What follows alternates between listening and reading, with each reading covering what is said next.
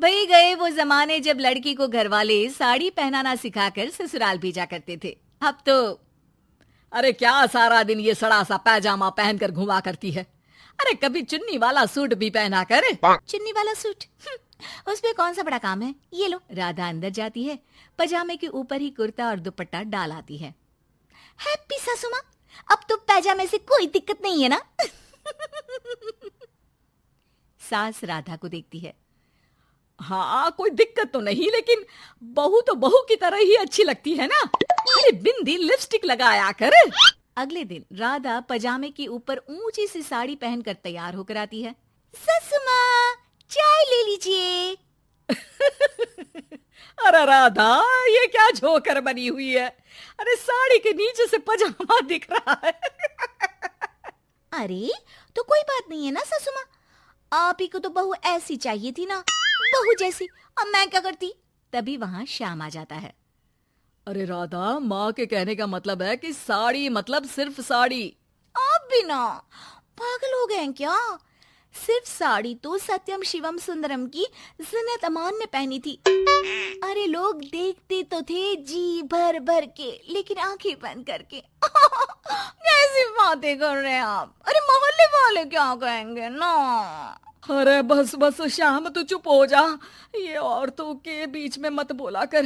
वैसे भी तेरी बीवी को पढ़ाई लिखाई की सिवा आता क्या है। कल को सिर्फ साड़ी पहनकर निकल आई ना बाबा ना, हंगामा हो जाएगा। अरे बहू, वो कहना ये चाह रहा था कि नीचे ये तू जो पजामा सजा लेती है ना, वो नहीं पहनना है ना। राधा सास की बात सुनकर परेशान सी हो जाती है। वो समझ नहीं पाती कि उसे क्या करना है। मैं कैसे इन लोगों को समझाऊं कि मैंने बचपन से ही सिर्फ पैजामे ही पहने। मेरी शादी के दिन भी लहंगे के नीचे पजामा ही तो था। अरे किसी को पजामे से क्या दिक्कत हो सकती है। क्या करूं मैं। राधा रोने लगती है, जिसे उसका पति देख लेता है। अरे अरे मेरी प्यारी राधा, रो क्यों रही हो। अच्छा चलो, शाम को तुम्हें घुमाने लेकर चलता हूँ, और इतना ही नहीं, मैं तुम्हें शॉपिंग भी करवाऊंगा। राधा ये सुनकर खुश हो जाती है। ओह, आइसक्रीम के साथ शॉपिंग, वाह। मैं भी लिस्ट बना लेती हूँ कि क्या क्या लेना है मुझे। बस फिर क्या था, राधा बैठ जाती है लिस्ट बनाने। माँ देख, तेरी सारी समस्या का मैंने समाधान कर दिया। अरे ऐसा क्या कर दिया, पजामे वाली को छोड़ दिया क्या तूने। अरे कैसी बात कर रही हो माँ, पजामे वाली नहीं, राधा नाम है उसका। तभी डोरबेल बजती है और पड़ोस की चाची घर आती है। उनके हाथ में एक पजामा होता है। अरे मैंने सोचा कि ये कपड़ा सड़क पर गिरा था, किसी ने सुखाने डाला होगा। अब ना ये पेटीकोट जैसा था, ना ही पतलून जैसा। तभी मैं समझ गई ये राधा बहू का पजामा होगा। तो पहनती है ना ये। अरे चाहे पार्टी वेयर हो या फिर घर का कपड़ा, तुम्हारे बेटे की शादी के एल्बम देख रही थी, बहू ने तो लहंगे के नीचे भी पजामा पहना था। ठीक है चाची, दे दिया ना पजामा। अब पजामा पुराण मत सुनाओ, चली जाओ। चाचा जी के खांसने की आवाज आ रही है, जाकर पानी दे आओ उन्हें। अरे हाँ हाँ, जोरू का गुलाम जा रही हूँ मैं। चाची के जाने के बाद, अरे अड़ोस पड़ोस वालों को बोलकर क्या फायदा होगा बेटा। अब तो घर मशहूर हो जाना ही है पजामे वाली बहू के नाम से। तभी वहां ससुर आ जाते हैं।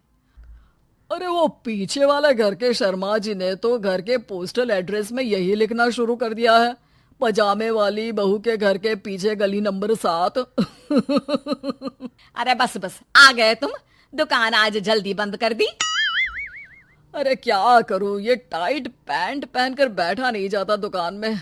ज्यादा देर हुई तो थोड़ी देर पीठ सीधी करने घर चला आया। वैसे आज माँ बेटा साथ में क्या बातें कर रहे हैं। हाँ अरे हाँ, बातों से याद आया। बोल रहा है कि पजामे वाली प्रॉब्लम का सलूशन ढूंढ लाया है। जरा बता दो बेटा, क्या समाधान निकाला है। वो मैं ना माँ आज राधा को शॉपिंग के लिए ले जा रहा हूँ। अरे बेटा क्या बात है, कितनी अच्छी बात है। हाँ माँ, इतना ही नहीं, वो तो पूरी लिस्ट तैयार कर रही है कि वो क्या क्या खरीदेगी। जब इतना खरीदेगी तो कुछ अलग तो पहनेगी ही ना। उधर राधा बाजार जाने के लिए पजामा टी शर्ट पहनकर तैयार हो जाती है। चलिए जी, मुझे काफी सामान लेना है।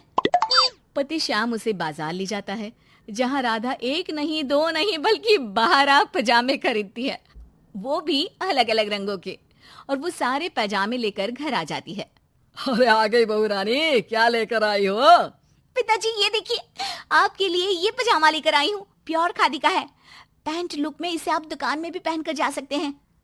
और खुद कह लिए ये 12 पजामे, हर रंग हर प्रिंट के। राधा अपने कमरे में चली जाती है, लेकिन सास सर पर हाथ रखकर बैठ जाती है।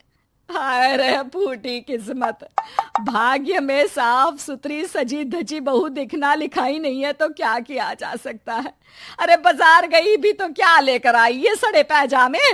राधा इस बार फिर सास का रोना सुन लेती है।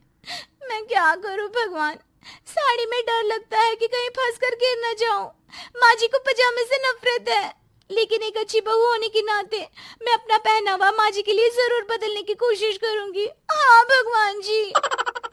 अगले दिन राधा बिना पजामे वाली साड़ी पहनकर सास के पास खड़ी हो जाती है। हाय रे, सूरज आज कहाँ से निकला है? अरे राधा बहू ने साड़ी पहनी है, वो भी पजामे के बिना। अरे वाह वाह बहू, तू तो राजकुमारी लग रही है। अरे लेकिन एक जगह खड़ी क्यों है? वो माँ जी इसलिए कि मैं गिर सकती हूँ। अरे हाँ जी, हमने तो 4 तल्ले के मकान को एक कर रखा था, ऊपर नीचे सारा घर संभाला था, वो भी साड़ी में। अरे कैसे गिरेगी तू, मैं भी तो देखती हूँ। जा छत से कपड़े लेकर आ। ना माँ जी, मुझसे नहीं होगा, मैं गिर जाऊंगी साड़ी में फंसकर। लेकिन सास नहीं मानती और राधा को साड़ी पहनकर छत पर जाना पड़ता है। लेकिन जैसे ही वो सारे सूखे कपड़े लेकर उतर रही होती है तो सीढ़ियों से गिर जाती है। फिर क्या? ओह, इनको काफी गहरी चोट आई है, लगता नहीं कि... नहीं डॉक्टर साहब, ऐसा मत बोलिए। अरे सारी गलती मेरी है डॉक्टर साहब, मेरी बहू को बचा लीजिए। अरे हाँ, वो बच जाएंगी, लेकिन चोट भरने में देर लगेगी। धीरे धीरे राधा ठीक हो जाती है और एक दिन जब पहली बार वो ठीक होकर कमरे से बाहर निकलती है तो देखती है कि सास ससुर पति सब पैजामे पहनकर खड़े होते हैं। देखा बहू, कैसा लग रहा है ये पैजामा? वैसे बहू सही में ये बड़ा कंफर्टेबल है। हाँ, अरे अब तो इसे पहनकर मैं इतने आराम से दुकान में बैठता हूँ कि कितने ही ग्राहक क्यों ना आ जाए, फटाफट काम होता है। मुझे माफ कर दीजिए माँ जी, मैं साड़ी पहनने की पूरी कोशिश करूंगी। अरे नहीं बहू, मुझे माफ कर दे, तूने घर के लिए मेरे लिए बहुत त्याग किया। बेटा इंसान पहनावे से नहीं बल्कि अपने कुशल व्यवहार से सबका प्यार पाता है। हमें तो अब बस पजामे वाली ही बहू चाहिए।